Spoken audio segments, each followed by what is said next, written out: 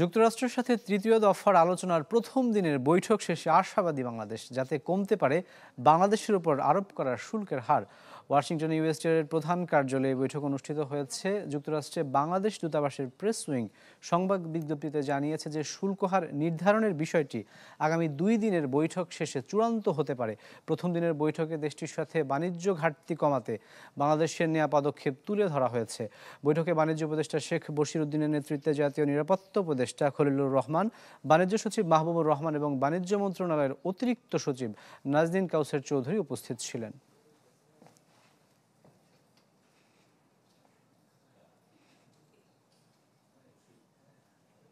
Electra air conditioner কম বিদ্যুৎ খরচে দেবে অধিক শীতলতা আর সেভিংসও হয়ে যাবে। তাই দর্শক, এ বিষয়ে বিস্তারিত কথা বলতে আমাদের সাথে যুক্ত হয়েছেন বিজিএমইএ এর ফার্স্ট ভাইস প্রেসিডেন্ট জনাব সেলিম রহমান। জনাব সেলিম রহমান, আপনাকে স্বাগত জানাচ্ছি বিজনেস 24-এ। শুরুতে আপনার কাছে যে প্রশ্নটি রাখতে চাই সেটি হচ্ছে যে তৃতীয় ধাপের যে শুল্ক আলোচনা সেটি কিন্তু গতকালকেই কিন্তু বাংলাদেশ শুরু করেছে। আপনি as a business entrepreneur, as a business leader, আপনি এই যে প্রস্তুতিটা সেটাকে কিভাবে ব্যাখ্যা করবেন? রাকিব সাহেব, ধন্যবাদ আমাকে আমন্ত্রণ দেওয়ার জন্য। আহ, আমি যা বলতে যাব purely will be on speculation, যেহেতু আমরা ওখানে নেই। তো যতটুকু শোনা যাচ্ছে ইটস বিন বেটার, আগের থেকে বেটার হয়েছে। Again it's based on speculation. তো আগে আমরা শুনেছিলাম 35% ছিল, ওটা উই আর ভেরি হোপফুল যে এটা সার্টেনলি ইমপ্রুভ করবে। আমরা দেখেছি যে আসলে যুক্তরাষ্ট্র যখন আমাদেরকে এই ধরনের শুল্ক আরোপের কথা বলছে, সেখানে কিন্তু তারা ইতিমধ্যে আমরা শুনতে পেরেছি, বিভিন্ন সংবাদ মাধ্যমে দেখেছি সেটা 20% নামিয়ে আনতে পারে। সেক্ষেত্রে বাংলাদেশের আসলে যে রপ্তানি সেটি আসলে চ্যালেঞ্জের মুখে পড়বে কিনা, সেটি কোনোভাবে বাধাগ্রস্ত হবে কিনা, কি মনে করছেন আপনি? এগেইন স্পেকুলেশন, 35 থেকে 20% আসবে, যে স্টিল স্পেকুলেশন। বাট আমরা ভেরি হোপফুল, আমরা আপনাদের মাধ্যমেও যা জানতে পারছি এবং বিভিন্ন আলোচনায় আসছে যে it will be at 20%। 20% is certainly better than 35%। এখন 20%, 35% ওটা ইররেলেভেন্ট। রেলেভেন্ট যেটা হলো কম্পেয়ার টু হোয়াট, এই 20% আমাদের কম্প্যাটিটর ভিয়েতনাম, ইন্ডিয়া যারা আছে, ওরা কত আছে। ওরা যদি 25% থাকে অথবা 30% থাকে, আমার 20%, দ্যাটস ভেরি গুড। কিন্তু ওরা যদি 15% থাকে, আমি যদি 20% থাকি, that certainly is not good for my business. এপ্রিলে যখন আসলে শুল্কটা করা হলো, আমাদের উপর যখন চাপিয়ে দেওয়া হলো, তখন কিন্তু প্রায় 3 মাসের মতো আপনারা অভিযোগ করেছেন ব্যবসায়ীরা বিভিন্নভাবে যে সরকার প্রপারলি আপনাদের সাথে ডিসকাশনটা করেনি। কিন্তু গেল 1-1.5 মাস আমরা দেখেছি যে সেই আলোচনাটা বেশ ভালোভাবে হয়েছে এবং ব্যবসায়ী প্রতিনিধিরাও কিন্তু সেখানে গিয়েছেন, কথা হয়েছে। এই যে একটা আলোচনা, সেটা আসলে কতটা দূরত্ব কমে গেছে সরকারের সাথে আপনাদের? রাকিব সাহেব, সেই জন্য বলছিলাম I am very hopeful. Yes, আপনি অ্যাবসলিউটলি কারেক্ট। আপনি যেটা বলেছেন শুরুতে, উই আর আসলে একটু ডার্কে ছিলাম। বাট এরপরে আমাদের প্রেসিডেন্ট সাহেবও বেশ কয়েকটা ডিসকাশনে ছিলেন। আমাদের বিজেএম এর যারা মেম্বার আছেন, যারা মেইনলি ইউএসএ ব্যবসা করেন, ওনারও বেশ কয়েকটা টেবিলে ছিল, ডিসকাশন হয়েছে, এরপরে ডিসকাশন হয়েছে। বাট এগেইন, যেহেতু আমাদের কোনো রিপ্রেজেন্টেশন বা we do not have the sit on a table, সেই জন্য এগেইন স্পেকুলেট করতে হচ্ছে। বাট আমরা ভেরি ভেরি হোপফুল যে যে প্রোগ্রেস গুলো দেখছি, ভালোই মনে হচ্ছে ভালো হবে। এন্ড আপনি যেটা বললেন 20%, আমরা আমরা হোপিং বিটুইন 15 to 20% আসবে। Again it's based on speculation. আমদানির জন্য কিন্তু আমরা বরাবরই চীনের উপর কিন্তু নির্ভরশীল। আমাদের আমদানির সবচেয়ে বড় যে অংশটা সেটা কিন্তু চীন থেকে আসে। যুক্তরাষ্ট্রের পক্ষ থেকে কিন্তু বলা হয়েছে চীনের প্রতি যে আমদানি নির্ভরতা যেটি, সেটি কমিয়ে আনার জন্য। সেটি আসলে বর্তমান প্রেক্ষাপটে দাঁড়িয়ে বাংলাদেশের জন্য কতটা সম্ভব বলে আপনি মনে করছেন?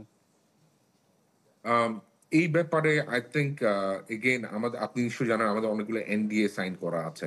সো এই ব্যাপারে এগেইন স্পেকুলেশনের উপরে বলবো যে ডেফিনেটলি ক্ষতি হবে। আমাদের ব্যাকওয়ার্ড লিঙ্কেজে কতটুকু স্ট্রেংথ আছে, স্পেশালি ওভেনে স্ট্রেংথটা লিঙ্ক। বাট যেহেতু এনডিএ সাইন করা আছে, আমার মনে হয় না রাইট নাও, যেহেতু নেগোসিয়েশন চলছে এবং শেষ পর্যায়ে আছে, এই ব্যাপারে আমাদের কোনো মন্তব্য করা। এই যে চ্যালেঞ্জগুলো আসছে একের পর এক, পোশাক খাত বলি কিংবা আমাদের রপ্তানি খাত বলি, সেগুলোর জন্য আমাদের প্রিপারেশন নিয়ে আপনাদের বিভিন্ন ধরনের অভিযোগ ছিল। সেই অভিযোগগুলো থেকে এখন পাশ কাটিয়ে আমাদের বর্তমান যে চ্যালেঞ্জটা, সেটা মোকাবেলার জন্য আমাদের কী ধরনের পদক্ষেপ নেওয়া দরকার বলে আপনি মনে করছেন? Any kind of trade discussion, certainly যারা স্টেক হোল্ডার আছে তাদের সাথে ডিসকাস করা, দ্যাটস অলওয়েজ বেটার। তো আমরা বলবো যে সামনে এরকম চ্যালেঞ্জেস সবসময় আসে এবং সামনেও আসবে। যারা স্টেক হোল্ডার আছে তাদের সাথে ডিসকাশন করেই তারপরে একটা ইউনাইটেড ফ্রন্ট দিয়ে মোকাবেলা করা, এটাই হবে আমার বেসিক অ্যাডভাইস। জনাব সেলিম রহমান, আপনি আমাদের সাথেই থাকুন। আমরা একটু পর আবারও আপনার কাছে আসবো এই বিষয়ে আলোচনার জন্য। দর্শকের বিষয়ে আমরা আবারও ফিরতে চাই আলোচনায়। আমাদের সাথে যথারীতি যুক্ত রয়েছেন জনাব সেলিম রহমান। জনাব রহমান, আমরা দেখেছি যে শুধুমাত্র বাংলাদেশ কিংবা ভারত কিংবা ভিয়েতনাম নয়, ক্রমান্বয়ে কিন্তু বিভিন্ন দেশের উপর আসলে যে শুল্কের চাপ সেটা বাড়ছে। সবশেষ আমরা জানতে পেরেছি ভারতকেও কিন্তু 25% শুল্ক আরোপের হুমকি দিয়ে রেখেছেন ডোনাল্ড ট্রাম্প। বিষয়টিকে আপনি আসলে কিভাবে ব্যাখ্যা করবেন? Um, শুনেছি এগেন আমরা মনে হয় শুনেছি 25%, বাট আমি বলবো যে ভারতের আপনি স্পেশালি 2019 এর পর ওদের যে রোড ম্যাপটা ছিল রিগার্ডিং আরএমজি, দ্যাটস ভেরি আমাদের জন্য হুমকি।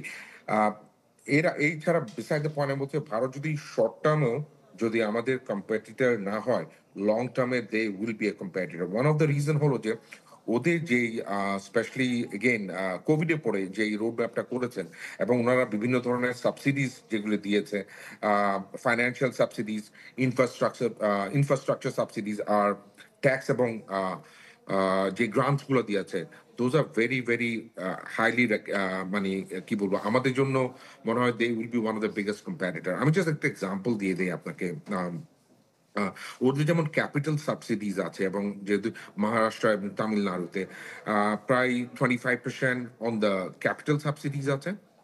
আর আপনি যদি কস্ট অফ ফান্ড বলেন, যদি শর্ট টার্ম হয় ওদের 7% 10 ইয়ার্সে, যদি আরো হয় যেখানে লম্বা থাকে স্পেশালি স্পিনিং এর জন্য অলমোস্ট 12.5 ইয়ার্স বা 12.5 বছরে 7% আছে। সো ওরা সার্টেনলি ক্যাপাসিটি বিল্ড করবে and এগুলি ওদেরকে নট অনলি ক্যাপাসিটি বিল্ড করবে, they will become price comparative. এখন বলছেন ভারত 25%। হ্যাঁ, আপনি যেটা শুরুতে বলেছেন, আমরা মনে করছি আমাদের স্পেকুলেশন করছি যে 15 থেকে 20% হবে। যদি ভারতের 25% হয় তাহলে আমি বলবো আমাদের জন্য ভালো। সো আমরা বাট দেখেছি এগেইন যে জনাব রহমান, আমরা দেখেছি যে শুধুমাত্র যে ভারতের কথাই না, অন্যান্য দেশের উপরে কিন্তু আসলে এই ধরনের শুল্ক আরোপ করা হচ্ছে। এর পাশাপাশি যে কিন্তু তারা আবার চায়নার সাথে যেই আলোচনাটা সেটা কিন্তু স্থগিত রেখেছে। এতে করে আমাদের যে একটা কারেক্ট। সম্ভাবনা তৈরি হয়েছিল যে চায়নার বাজারটা আমরা ধরতে পারি কিনা, সেক্ষেত্রে আসলে আমাদের কোনো চ্যালেঞ্জ দেখা যাবে কিনা নতুন করে? আই থিঙ্ক চায়নার বাজারটা ধরা বেসিকলি আপনি যদি গত 5 বছর দেখেন, এই ডিসকাশনটা ওদের মার্কেটেই ছিল, ইউএস মার্কেটে ছিল যে চায়না থেকে they don't want to put all their eggs in one basket. ওরা চায়না কিন্তু বের হচ্ছিল ultimately, but China has such a huge capacity. অনেকে বলতো যে চায়না যদি 5% যদি আপনি চায়না থেকে সরান, the world does not have capacity. So বলাটা সহজ বাট করাটা I think it'll be difficult. But again এটা কিন্তু লাস্ট 5 ইয়ার্স হচ্ছে, ডেফিনেটলি আমাদের অ্যাডভান্টেজ হবে।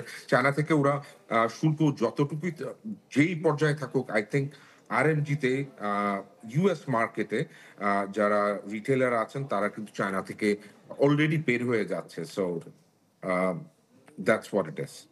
আপনি দীর্ঘ ব্যবসায়ী জীবনে এরকম চ্যালেঞ্জ কখনো দেখেছেন কিনা, এবং এই চ্যালেঞ্জ উতরে যেতে বাংলাদেশে আসলে কি ধরনের পদক্ষেপ নিতে হবে এই মুহূর্তে বলে মনে করছেন? ছোট করে বলবেন। হ্যাঁ, 29 ইয়ার্স এই ব্যবসায় আছি। সেই আমরা বলেছিলাম কোটা যখন ছিল, কোটা চলে গেলে কি হবে। বাট আমি মনে করি আমাদের এখানে যারা এন্টারপ্রেনার আছেন এবং আমাদের যারা বাংলাদেশের মানুষ আছেন, আমাদের যে এমপ্লয়ি আছেন এবং ওরা দে আর ভেরি রেজিলিয়েন্ট। আমরা সবসময়, হ্যাঁ চ্যালেঞ্জেস থাকে, but we always come out, somehow we come out, কারণ আমাদের রেজিলিয়েন্সি অনেক বেশি। সো হোপফুলি এটাও চলে আসবে, অসুবিধা নেই। জনাব রহমান, আপনাকে অসংখ্য ধন্যবাদ আমাদের সাথে যুক্ত হওয়ার জন্য। রাখি দর্শক, আপনাকে। আমাদের সাথে যুক্ত হয়েছিলেন জনাব সেলিম রহমান, যিনি আসলে বিজিএমের ফার্স্ট ভাইস প্রেসিডেন্ট হিসেবে দায়িত্ব পালন করছেন।